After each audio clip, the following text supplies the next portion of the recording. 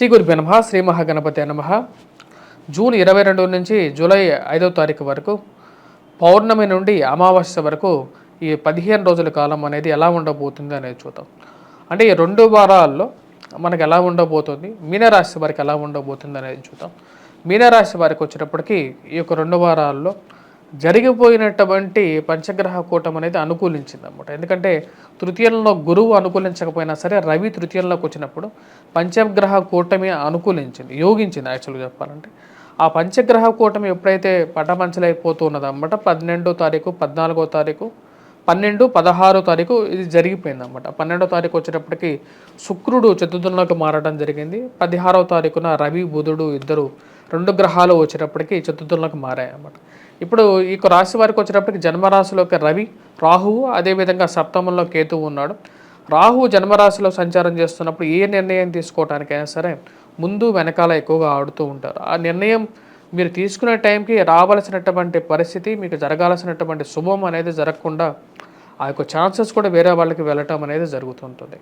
ఆ యొక్క విషయం అనేది మిమ్మల్ని చాలా విషయాల్లో వెనకలాగుతూ ఉంటుంది. అదేవిధంగా ఈ రాశి వారికి మనం బాగా గమనించినట్లయితే ధనస్థానాల్లోకి వచ్చేటప్పటికి కుజుడు ఉన్నాడు అన్నమాట. అంటే ధనస్థానాల్లో కుజుడు గ్రహ సంచారం జరుగుతుంది. పాపగ్రహం ఎప్పుడైతే కుజ స్థానంలో జరుగుతుంటుందో ఇది ఇంచుమించు కూడా ఏలినాటి శని ప్రభావం లాగా కొంచెం ప్రతిబంధకమైనటువంటి రిజల్ట్స్ ఎక్కువగా ఇస్తుంటుంది అన్నమాట. అంటే మాట్లాడేటప్పుడు జాగ్రత్తగా మాట్లాడాలి. ఇరుగు పొరుగు సఖ్యత విషయంలో మోసపూరితమైనటువంటి మాటలకు దూరంగా ఉండాలన్నమాట. ఈ రాశి వారికి ధనస్థానాల్లో కుజుడు ఎప్పుడైతే సంచారం చేస్తాడో కుజగ్రహ దృష్టి డబ్బుని హరించే విధంగా ఉంటుందన్నమాట. ఏదో ఒక విషయాన్ని నమ్మి మీరు 10 రూపాయలు ఇన్వెస్ట్ చేస్తే 100 రూపాయలు వస్తాయని చెప్పి ఒక నమ్మకం కలిగించటం, ఎవరో ఆ ప్రబుద్ధులను నమ్మి మీరు ఇన్వెస్ట్ చేయటం అనేది జరుగుతుంది. ఆ విషయంలో కొంచెం జాగ్రత్తగా ఉండాలి. మోసపూరితమైనటువంటి మాటలను నమ్మి 10 రూపాయలు కూడా ఇన్వెస్ట్ చేయొద్దు. ఎందుకంటే సమాజం అనేది అలాగే ఉంది. కాబట్టి రజోగుణకారకమైనటువంటి సమాజంలో మనం కుజుడి యొక్క పాప దృష్టి అనేది చాలా ప్రమాదకరంగా ఉంటుంది అన్నమాట. అదేవిధంగా ఇరుగు పొరుగు సఖ్యత విషయంలోనూ, గృహంలో అన్యోన్యత విషయంలోనూ కొంచెం జాగ్రత్తలు అనేవి తీసుకోవాలి. మీరు మాట్లాడే ప్రతి మాట వచ్చేటప్పటికి మళ్ళీ మీకే వస్తుంది అనే విషయాన్ని గుర్తుపెట్టుకోండి. కుజుడు ధనస్థానంలో ఉన్నప్పుడు ఏమవుతుంది అంటే మీరు మామూలుగా మాట్లాడినా సరే దాన్ని వక్ర దృష్టిలోకి మార్చేటువంటి సమాజం ఇది.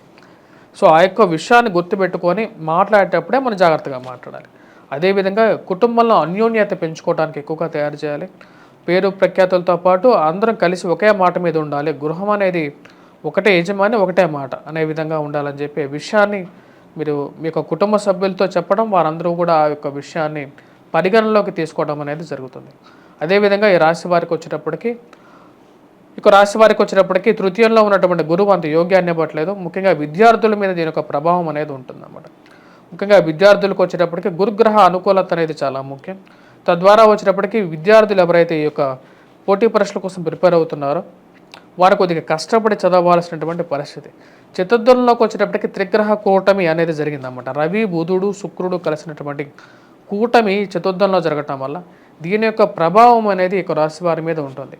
ఈ యొక్క 3 గ్రహాలు శుక్రుడు, బుధుడు చతుర్థంలో ఉంటే యోగకారకులే. కాకపోతే రవి ఎప్పుడైతే ఆ యొక్క స్థానంలో చేరతాడో ఆ యొక్క శుభతత్వాన్ని కూడా నాశనం చేయగలుగుతాడు రవి. సో ఆ విషయంలో జాగ్రత్తగా ఉండండి.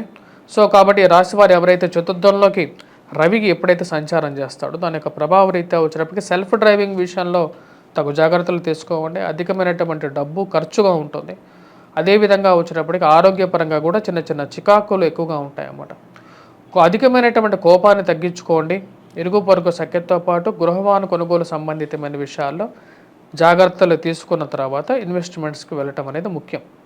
వైవాహిక జీవితంలో మానసిక ప్రశాంతత అనేది తీసుకోవాలి. అధికమైనటువంటి ఖర్చు కారకుడు ఎవరంటే ఏలినాటి శని ప్రభావంలో శని వ్యయ స్థానంలో ఉన్నాడు అన్నమాట. శని యొక్క త్రిపాద దృష్టి ఎలా ఉంటుంది, శని వక్రత్వ ఫలం ఎలా ఉంటుంది, శని ఏ నక్షత్రంలో ఎటువంటి ఫలితాలు ఇస్తాడు అనే దాని గురించి నేను ఒక వీడియో చేయటం జరిగిందన్నమాట. శని వక్రత్వ ఫలం అనేది అది కూడా మీరు చూడొచ్చు.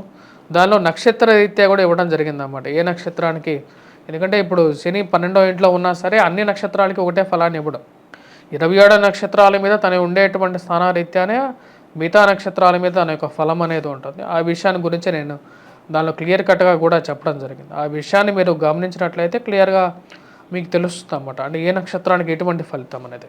అందుకనే ఏలినాటి శని ప్రభావం అనేది మీన రాశి వారి మీద ఇంకా రాలేదు. రాబోతున్నటువంటి 2.5 సంవత్సరాలు 2025 సంవత్సరం 2024 ఎండింగ్కి మార్చి 2025 మార్చి ఈ టైంకి వచ్చేటప్పటికి ఎప్పుడైతే శని యొక్క మార్పు జరుగుతుందో అప్పుడు ఈ రాశి వారి మీదకి ఈ యొక్క ప్రభావం అనేది ఉంటుంది. అప్పటి వరకు అంత పూర్తిగా ఈ యొక్క ప్రభావం అనేది ఉండదు. ఈ యొక్క 2 వారాల్లో చూసినట్లయితే మనం మొదటి వారంలో ఎక్కువగా ప్రభావం అనేది ఉంటుంది రాశి వారికి. కొద్దిగా మిశ్రమమైనటువంటి ఫలితాలుగానే చెప్పవచ్చు. 2వ వారాల్లో కొంచెం సానుకూలమైనటువంటి ఫలితాలుగా చెప్పవచ్చు అన్నమాట. అంటే గ్రాడ్యువల్ ఇంప్రూవ్మెంట్ అనేది ఉంటుంది. మొదటి వారంలో వచ్చేటప్పటికి కొంచెం మిశ్రమంగా ఉన్నప్పటికీ 2వ వారంలో వచ్చేటప్పటికి కొంచెం ఇంప్రూవ్మెంట్ అనేది ఉంటుంది. ఫైనాన్షియల్గా స్పెక్యులేషన్స్లో కానీ లేకుండా ఉండే స్టాక్ మార్కెట్లో కానీ ఇన్వెస్ట్మెంట్స్ అనేవి అంతకుముందు మీరు ఇన్వెస్ట్ చేసినటువంటి డబ్బులు కూడా తిరిగి రావటం, ఒక మంచి బెంచ్ మార్క్ అనేది ఎస్టాబ్లిష్ అవ్వడం అనేది జరుగుతుంది అన్నమాట. గృహవానుకున్న ఇన్వెస్ట్మెంట్స్ ఏవైతే అంత పాతకాలంలో చేసినటువంటి వారు ఉన్నారో వారికి కూడా అవి పెరిగాయి అని చెప్పి విషయం తెలిసి రావటం అనేది ఒక మంచి పరిణామంగా కూడా గోచరిస్తూ ఉన్నది. ఓవరాల్గా వచ్చినప్పటికీ రాశి వారికి సామాన్యమైనటువంటి ఫలితాలుగానే చెప్పచ్చు. వివాహ ప్రయత్న సంబంధితమైన విషయాల్లో కూడా మందకొండిగా ముందుకు సాగే విధంగా ఉంటుంది. గురువు యొక్క అనుకూలత, రాహుకేతుల యొక్క ప్రతికూలత, ఏలినాటి శని ప్రభావం, మరి కుజుడు ధనస్థానంలో ఉన్నప్పుడు, అదేవిధంగా రవి చతుర్థంలో ఉన్నప్పుడు కూడా ఇటువంటి గ్రహస్థితి మిశ్రమమైనటువంటి ఫలితాలే ఎక్కువగా ఇస్తుంటుంది అన్నమాట. మిశ్రమమైనటువంటి ఫలితాలు రేపు రాబోతున్నటువంటి 29వ తారీఖు తర్వాత నుంచి కొంచెం ఇంప్రూవ్మెంట్ అనేది ఉంటుంది రాశి వారికి. ఫైనాన్షియల్ గెయిన్ అనేది వీరికి 29వ తారీఖు నుంచి వీరు ఇంప్రూవ్మెంట్ అనేది చేసుకోగలుగుతారు. వ్యాపార పరంగా కూడా ఇది కలిసి వచ్చే విధంగా ఉంటుందన్నమాట.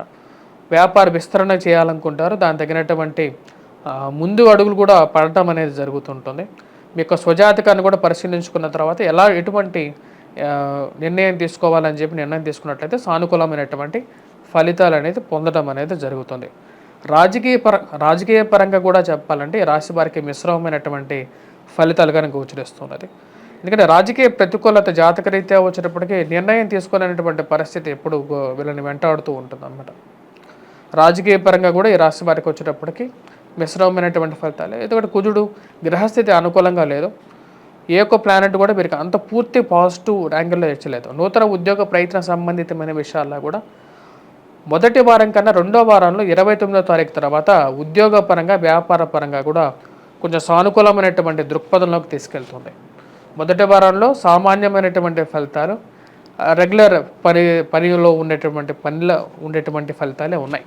ఇంప్రూవ్మెంట్ పరంగా చెప్పాలి అంటే 29వ తారీఖు నుంచి వీరికి ఇంప్రూవ్మెంట్ అనేది బాగా ఫ్లచ్ అయ్యే విధంగా ఉంటుందన్నమాట. అంటే 29 తర్వాత నుంచి ఈ వారం ఎండింగ్ వరకు వీరు చేసుకోవాల్సినటువంటి పరిహారాల్లో ముఖ్యంగా వచ్చేటప్పటికి రాహుకేతువుల ఇద్దరికి, రాహుకి అమ్మవారు దుర్గాదేవిని, కేతువుకి వినాయకుడిని పూజించడం, మరియు అదేవిధంగా శని యొక్క ప్రభావం ఎవరైతే ఎక్కువగా ఖర్చుని ఎదుర్కొంటున్నారో వారు వచ్చేటప్పటికి ముఖ్యంగా వెంకటేశ్వర స్వామిని పూజించడం, అదే ఉద్యోగపరంగా స్థిరత్వాన్ని లేనటువంటి వారు అరుణ పారాయణం, ఆదిత్య హృదయాన్ని పఠించినట్లయితే సానుకూలమైనటువంటి ఫలితాలు పొందగలుగుతారు. విద్యార్థులు ముఖ్యంగా గాయత్రి మంత్ర జపం, అదేవిధంగా దత్తాత్రేయ పారాయణం చేసుకున్నట్లయితే సానుకూలమైనటువంటి ఫలితాలు పొందగలుగుతారు. విద్యార్థులు ఈ రెండు చేయలేనటువంటి వారు దక్షిణామూర్తి శ్లోకాన్ని పఠించినా సరిపోతుంది. స్వస్తి.